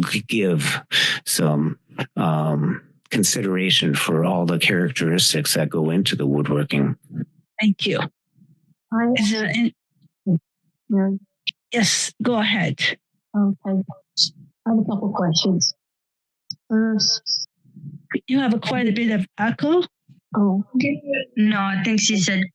Hold on. Over my house. Sorry. Okay, is it okay? No, it's not yet. So, I guess my first question is, you were mentioning about tools, and there's some that are battery operated. Are there any that are that can charge with solar? I don't have anything that is charged with solar. I know there are people who have solar things, like they attach to their windows and stick out like an arm, and they can run a few things onto them. But I haven't gone into that area. There's another area of woodworking that use like a Dremel tool, which is what I would consider like came out of a dentist drilling. I didn't want to bring up that's painful, but a dentist tool. Dremel tools are called that type of thing, where they work with a different brand. Those use powerful little motors that probably would be advantageous towards that type of charging. Myself, I don't ever leave a battery on a charger overnight. Well, there's not much sunlight then, but typically I never like leaving a battery in a charging device for very long, just because that's when fires happen. I've heard, I have no proof, but people have told me that people leave their batteries in their chargers and stuff. So I don't know how long it would take to juice up one of these batteries that I use. So it's interesting. I wish we did have more alternative ways of powering our equipment like that, especially for people out there on the job sites. They could be charging stuff while they're working. Thank you. And my second question is, is there any where you can purchase adaptations for the tools that you're speaking of, the souls and things like that, or websites? Yeah, the Adaptation Store, which is the San Francisco Lighthouse for the blind and visually impaired, they just opened up their website there. They have the click rulers available. You get a click ruler and 3 extensions. The extensions are 12 inches. I think they also have a tactile protractor. The NFB store, which is now online, they also have the click rulers there. You can check out there. And the thing about a click ruler, you can use it for anywhere. You can measure anything up to 12 inches with 12 and a quarter technically inside. But you get 3 extensions. So there you're up to 4 feet. And you can use it around the house to measure things. And once you understand the click ruler, it's pretty cool. You just pull it out, count those half-inch marks, and I'm always good doing 1, half, 2, half, 3, half, 4, 5, plus 6, 11 inches. Boom. Yeah, so I can measure things. Yeah, so those 2 places right now, I know have them. I know Nebraska has a place you can order them from, but their shipping is tricky. Every item is $10. So if you order 7 items, it's $70 shipping. So that's something I think the Adaptation Store out in California and NFB has over that. Okay. Thank you. Mm-hmm.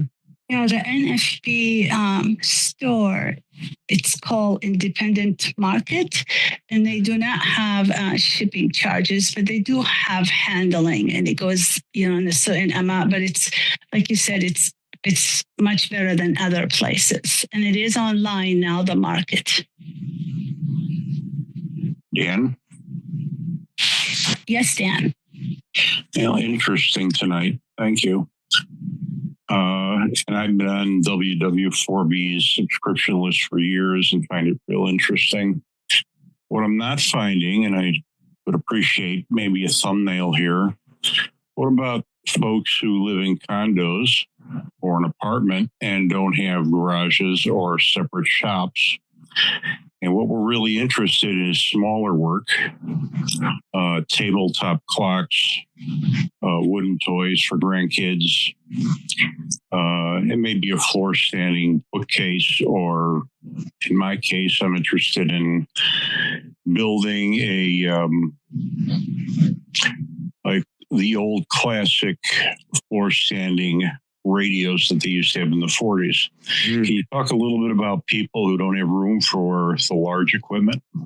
Yeah, I just looked up. A friend of mine that is on the WW4B, she lives in the same situation you're talking about. And I was going across this thing and something popped up on my thing. It's a table saw kind of in a briefcase. Dremel makes it. And it all folds back up. You can undo it and it'll cut a 2x4. And I don't know what the dimensions is, but if you look up Dremel and table saw as a search, they have this one that comes in one case, and it's made for that, where you can unfold it, pop it up, and you have a table saw. Especially if I imagine if you're working with 1/2-inch thick pieces and stuff, or 1/4-inch thick pieces. I thought that was really cool. And I sent it to her and she says, it's in my cart, but I have to sleep on this. So I'm not sure if she did purchase it yet. It'd be nice to find out more about that. But I thought that was pretty unique. She says she'll go out on her patio sometimes and do a little bit of something. But this thing sounded interesting. And Dremel's been around for a while. So I thought it was a idea, especially for people who just want to get started in something or wants to work on small stuff like you're talking about, like those radios. And that's really cool. I have an old radio that had a turntable in it too. All right, thank you. Zach, Yes, Ed. Hang on a second, Ed. I was just going to make a quick comment that Dremel table saw sounds like some kind of James Bond little gadget. Yeah, you can play the music. Yeah, we just watched the James Bond movie last night. So. And you can put it on the patio. Yes, Ned. Ed. Ed, I'm sorry. Ed. I'm sorry, Ed. Yeah, I'd just like to say somebody was asking about small working on small stuff. I have the larger stuff in my garage, but I also have in my basement a desk that I built about 8 feet long, and on that desk I have a miniature band sander, a miniature table saw, which is only a 7-inch, like the bed is 7 by 7 with a 3.5-inch blade. I also have a drill press, a miniature drill press. In fact, I've got 2 drill presses on there. But the one I have has an extension with a Dremel type accessory. And those were all things that I got. I guess I got it on Amazon, and all 3 of those tools are worth, I think they were about $100, $125, $80.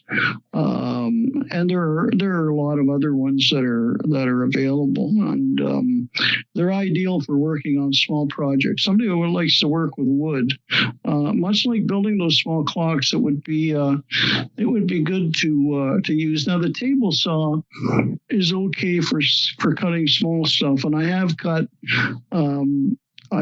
stuff as thick as plywood, and but not to any great degree. But I know that they had other table saws on there with 10-inch beds and 12-inch beds.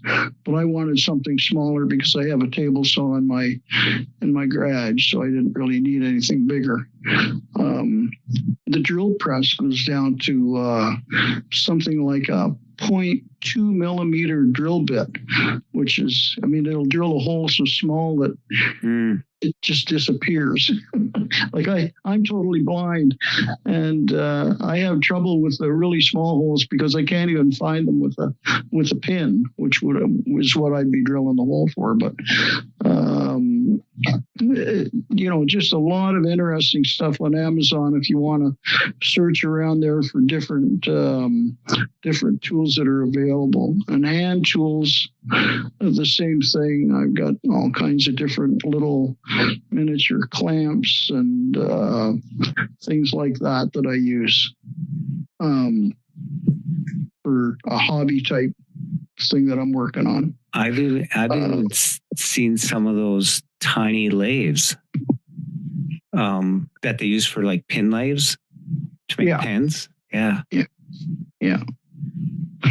That would be the next thing that I would get as a miniature lathe, if anything. But good presentation. Thank you. Yeah.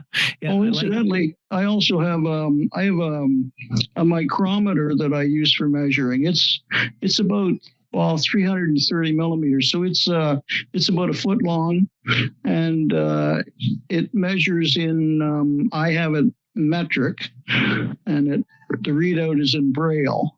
But you can also get a standard, like the standard measurement in inches. But they're available also.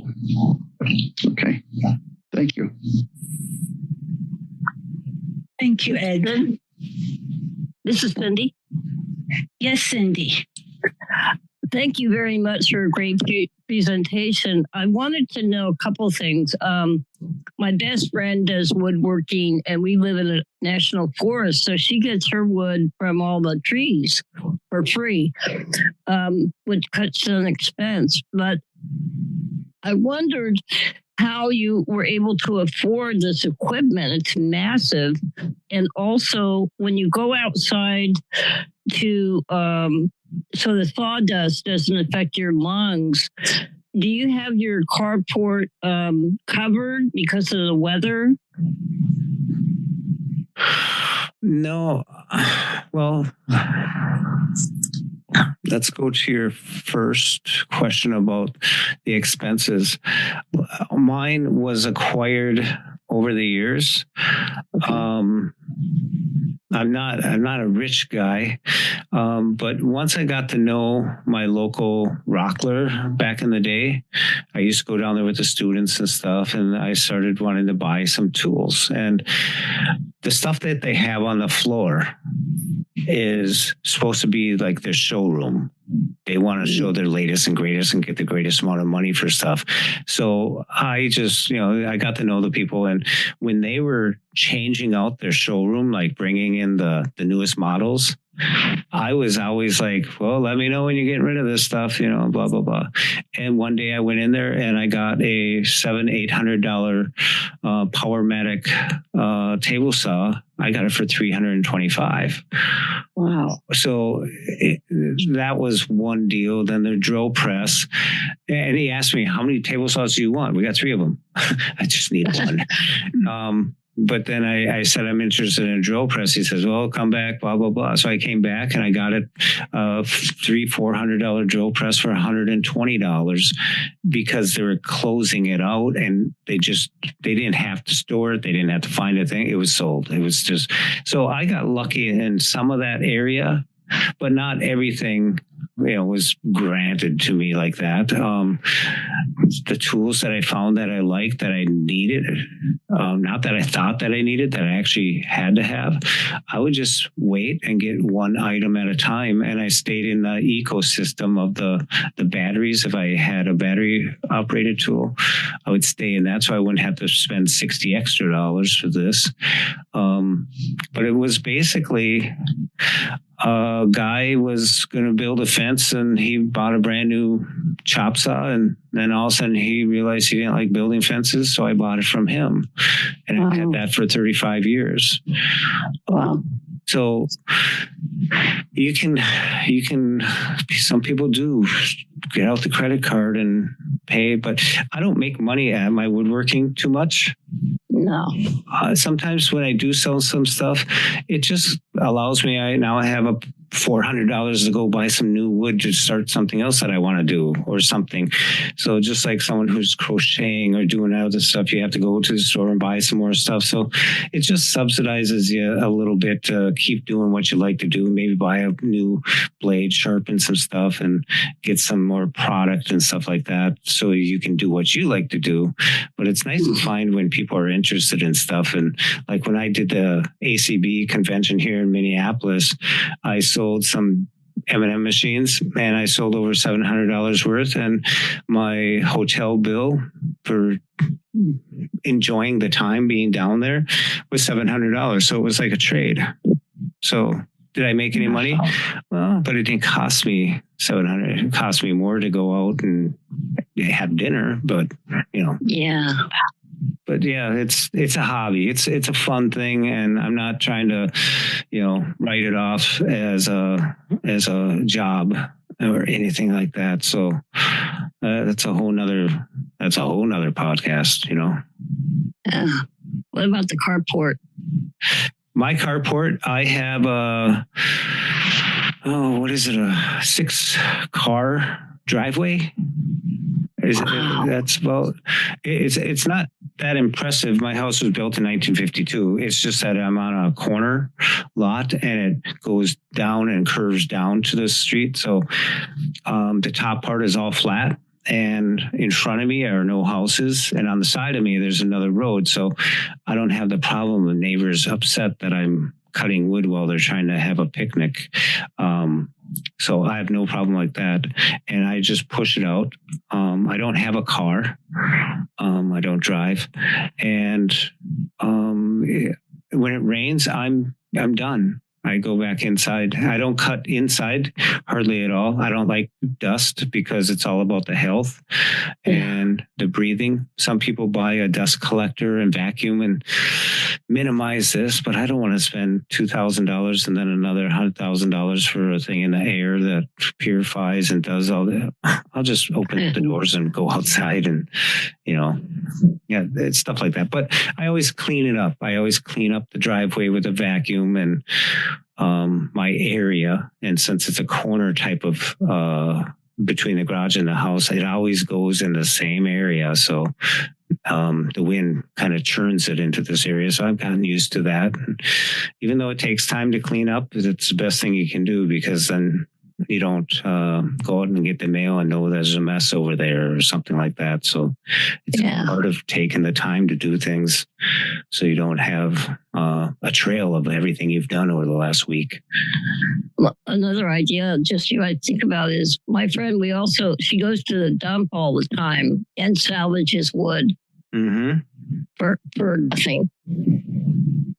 One of my favorite things is we have different sawmills around, and down by my daughter in Iowa, they have a sawmill there, and he does cedar, which to me is like great. So I go to them, and these are small time people, and they weren't expecting me. So this is like money for them, but if I pay $12 a board up here, $18 a board, I'm paying $5 or $7 a board down there. So they're a little thicker, not as true. It might be a little more wet, but I just store them. And since they're for butterfly houses, I don't think the butterflies are going to come up and go, I don't like this wood. So it's one of those things. But it's different size wood. It takes a little harder to cut the slots out of it. The store-bought stuff is nice and clean, but like the wood that they're getting from the forest, there's the little precautions that they have to take. They have to let it dry a little bit. They have to do a little more work to it. But there's passion in all that stuff, and that's what I like about it. Thank you so much. Well, thanks for your question. Randy. Yes, Brandon. Randy. Yes, Yeah, Randy. Jeff, I just had a question. If somebody wanted to get their feet wet, do you have like a source of like a good place to get maybe some small kits, like maybe for an M&M machine or a butterfly house, where someone can just have something small to put together and kind of see if they like it? It wouldn't be anything like what your finished products are, but it would be something. Yeah, there are some people that have I'm trying to think of the guy that has these kits. I know you guys send out a newsletter and stuff. Maybe I could put together a small list of some resources about this and put it out. But I know they make some kits to just put stuff together. Maybe you have to sand it, maybe you have to glue it, maybe you have to stain it and all that stuff to get your feet wet. But yeah, I mean, to think someone's just going to go out and buy, $600,000 to $800,000 worth of tools and go to the lumber yard and know what they're going to need and want. And it's ridiculous. It's really be neat to, I'm not saying just go get a Lincoln log set and put it together, but I just bought, 12 years ago, I bought a Lincoln Sawg router bit. It comes in two pieces where you can make Lincoln logs. And I have yet to do it because I haven't figured out in my head how to do it yet. Or I just haven't taken the time. So it's there. It's waiting for me. But yeah, I will look up some of these kits that are beginner friendly, and I'll get back to your team there and get it out to you. That would be great. Thank you. Thank you. This is Ed. Yes. Yeah, I just wanted to comment on that. I know that my granddaughters have often had birdhouse kits that they buy that they nail together and paint. So there are small kits like that are available in, I guess, hobby stores and stuff like that. But I also wanted to mention the fact that if you're interested in getting into woodworking tools and stuff like that, you don't have to go out and spend $400 or $500 or $600 on a table saw. You can get a table saw for $200 or $300. It doesn't have to be a cast iron bed. It doesn't have to be 300 pounds. It can be just a gear driven with an aluminum bed And as long as it's secured down, so it's not going to move around when you're pushing wood through it, and as long as you've got a sharp blade, it'll do the job. A little more finicky, but like I say, you don't have to go out and spend a whole pile of money on expensive tools. You just have to get something that's gonna get you into it. Drills are the same way. You don't have to spend $200 or $300 or $400 on a drill. You can buy a drill for a lot less. And there's all kinds of tools out there. So just shop around and talk to a lot of people. If you go into a store, talk to the people that are there, ask questions, and see what you can find out. I know that's what I've done over the years. I started, the first table saw that I had was a Beaver Rockwell, and it was a cast iron bed and had a big motor, and I think it was a 10-inch. I guess it was a 10-inch. And it lasted me about 45 years. And the only reason I got rid of it was because I wanted a smaller table saw, because I just have a single garage. So I traded it for somebody that had a small one and wanted a big one. And I'm perfectly happy with it. But yeah, like I say, there's a lot of inexpensive ways of getting into it, along with the miniatures, which are also inexpensive. So, okay. Thank you, Ed. Okay. This is Jody. Yes, Jody. Yes. What a great presentation. What a great evening. It's been really interesting. I've put together kits, and they're clock kits. And the ones I got were from a company called Emperor Clocks. And one is black walnut and the other is cherry. And there's no cutting involved. It's all assembly. And then I use tung oil, and I love tung oil. It's really nice. And I've also done refinished furniture. So again, there's no cutting to it, but I've bought unfinished furniture and then finished it myself. Again, I love tung oil. It comes out so nice. Yeah. Another thing about clocks is there's a company called Clock It. I believe that's the name of it, Clock It. What's really nice about those, they'll have kits that you can put together, but they also have the clock piece that you put inside. Like, yes, this one did too. Yes. Yeah. Yeah. The Emperor Clocks also have the movements and the pendulum and all the parts, the faces and everything. Yeah, I got cuckoo clocks now. I got mantle clocks, and I got a mantle clock that has the piece in the back for my years on this one group of people.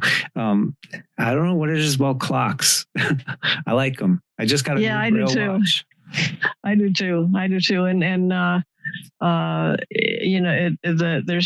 there's something timeless about having real clocks that tick, and they're just really neat. I have a school clock and then a small wall clock, but they're fun to put together.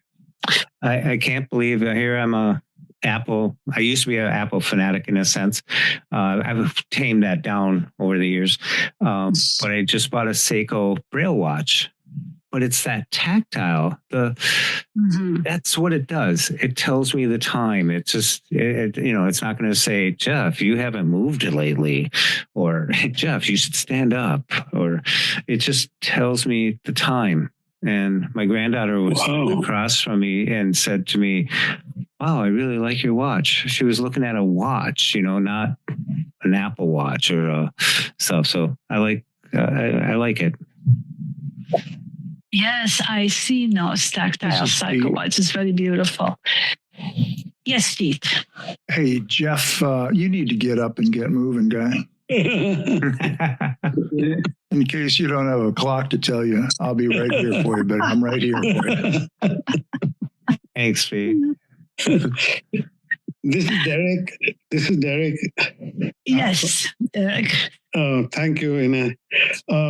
Jeff, this question is prompted by my wife. So here goes. You mentioned your wife. So she asked, does your wife ever need to help you with your woodwork and especially cutting boards and things like that?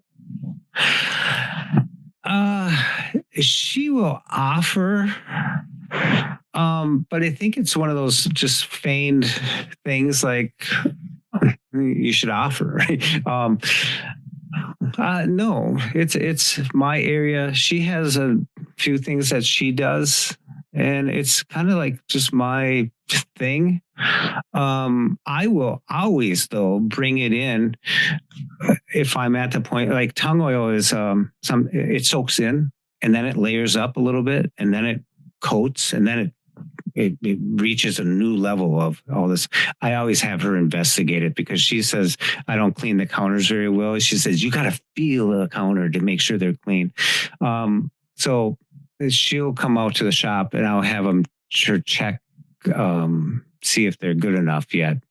I'm always trying to get away with 3 coats, not 4. Maybe they're okay, they're fine, and she'll set some aside and say no. So it's nice to have someone around that'll check the smoothness of stuff. And I think sometimes when you're working on stuff, you get lost in the midst of all of it, and you want to settle sometimes a little bit. But to have someone come in with fresh hands, your hands are all, tired of sawdust, tired of glue, tired of this, and you feel like it feels good. Or she comes in with a fresh set of fingers, and she's, what's this? And I don't want to explain it to her. I said, because I still got to put another coat on or something. So it's nice to have that. But no, she's not a woodworker. She went through a class that had woodworking. She liked it. But she's in the kitchen. She likes to really expand on some of the things that she's making, and she does a good job at that. She vacuums the house too much, I think, but it's fine. So you just got me in trouble because I'm always needing her eyes to help me, mark my jobs at the right spot when I'm using the chop saw. You know what? I find it really hard to do that. So, do you have a click ruler? No, but I've been, someone mentioned it maybe a year ago in one of these iBUG sessions, but I never did get one. I understood it was available in Colorado, but it was very expensive. So I just didn't get it and I forgot. But now I think I will have to do that. It's just one of those things that it catapulted me into this woodworking world. And as soon as I figured that measuring out, there's a thing that I remember the moment I was in the back of my mind. I said 20 minutes. It only took me 10 minutes before I was teaching another student the click ruler. I just realized I can measure because I was using that 2020 pen. Yeah. That's not very accurate. How much do they cost, Jeff, the click ruler? Click ruler, you can spend anywhere from $80 to $125, and the depending part of that. But I have 4 sets of them. But the thing is, I've had mine for 15, 16 years, 17. Oh wait, I got to start adding years to this. That's how many years I podcasted. Since from 2020, 25 years. Yeah. Oh, you guys are making me feel old. Well, there's a reason for that. I forgot how old I was. Also, Derek, Jeff's wife is also blind. Oh, okay. Oh, yeah. I see. So bringing in her eyes won't really help too much. Okay.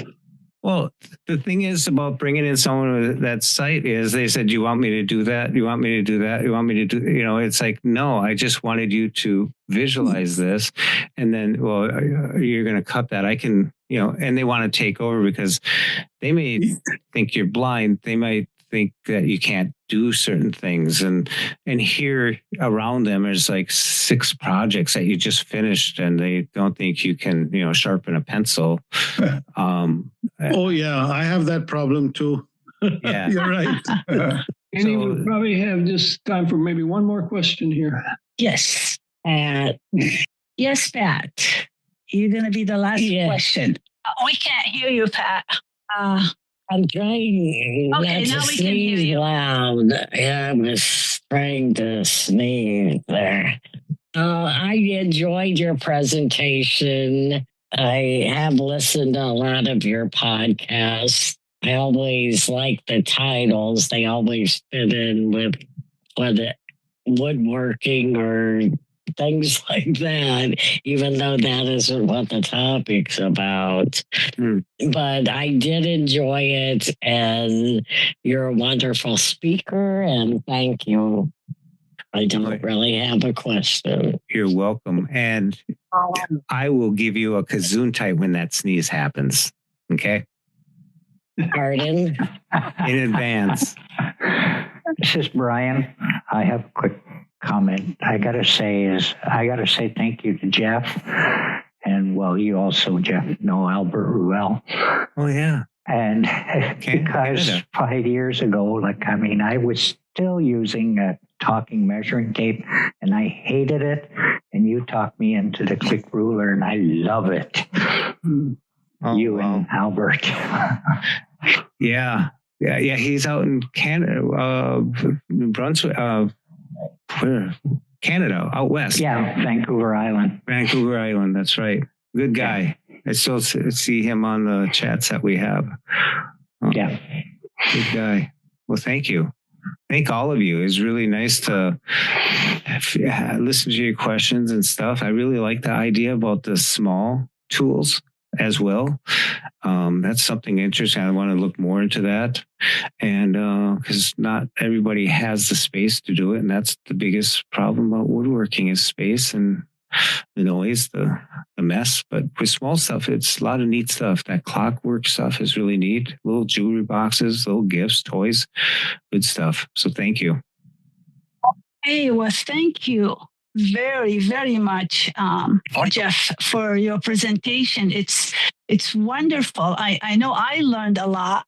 And I would really love if you, I think there's a lot of us here interested to purchase some. I'm so interested to get that butterfly house or the M&M candy, the small one. It's just, if you able, if you let us know your email, we can do it directly. It is just be wonderful. We all love to have that.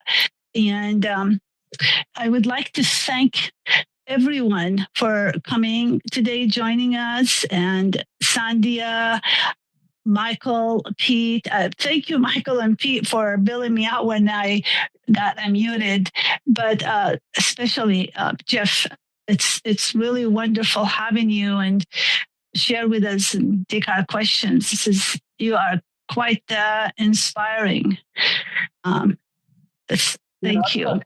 I'll jump in here too. It's Michael. Just a wonderful presentation, Jeff. Very informative, really entertaining. Kept me awake the whole time, so that's a bit. But no, wow. It was. I really enjoyed a lot of it. I had tons of questions, but I wanted to let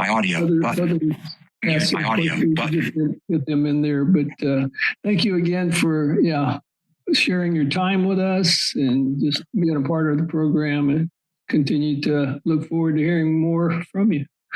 This is Sandia. You are muted now. Tap. Go ahead, Sonia. Hello? Yes.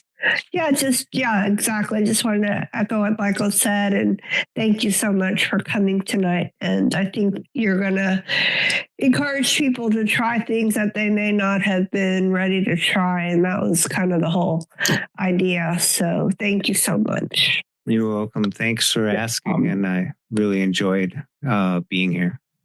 You're always welcome. Come on back. Yes.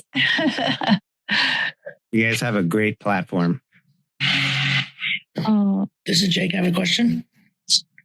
Oh, okay, Jacob. For Jeff, can you? I don't know if you explained it already. Did you explain what exactly like a click ruler is? Because what I think of a ruler is a ruler with braille on it.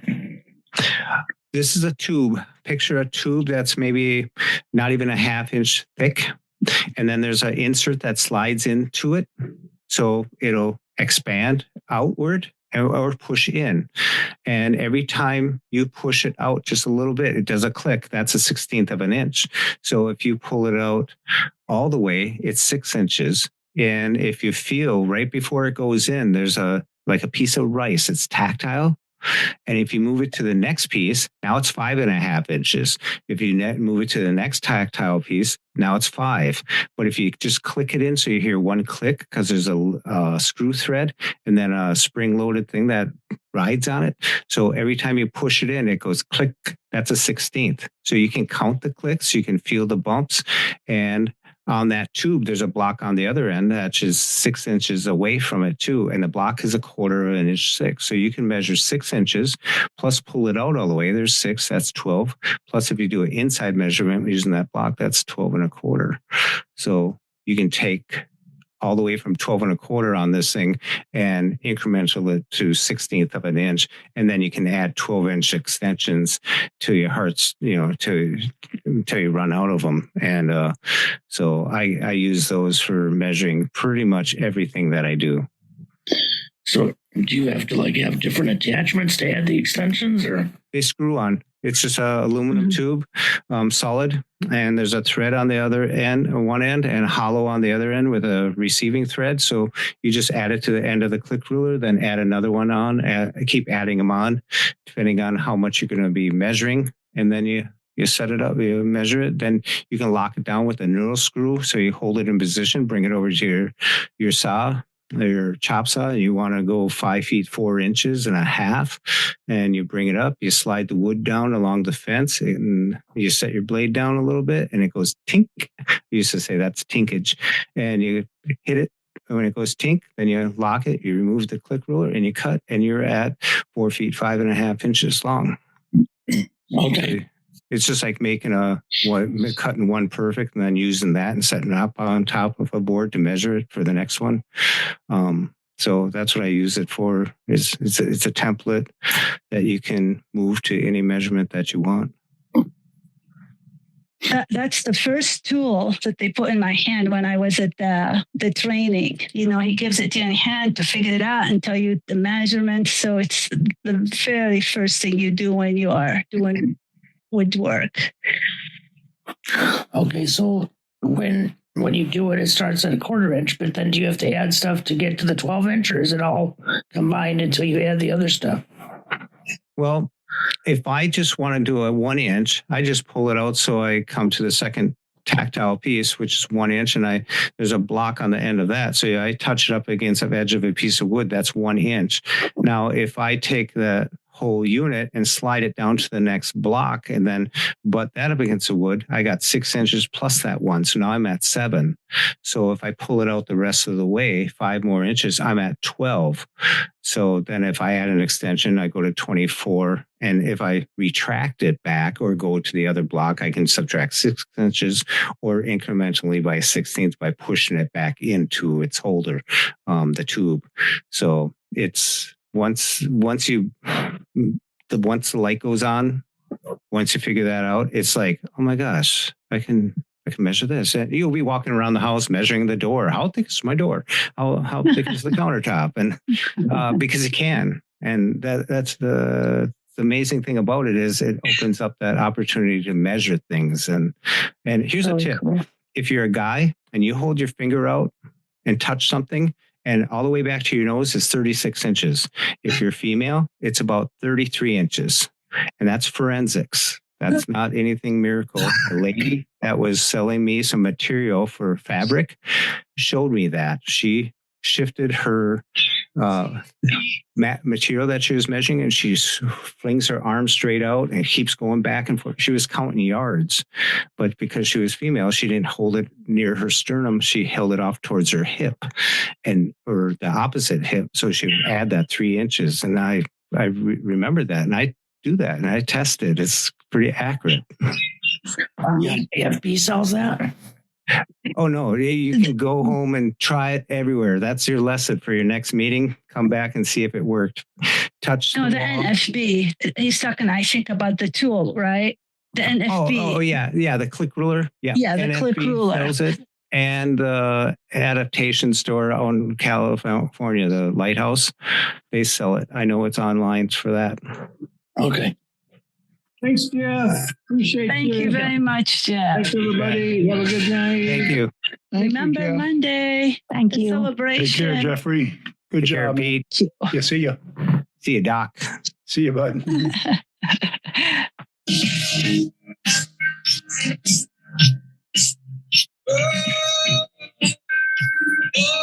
Turn on original sound, Michael.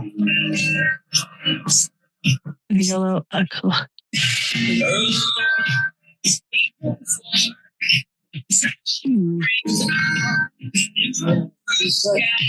Turn on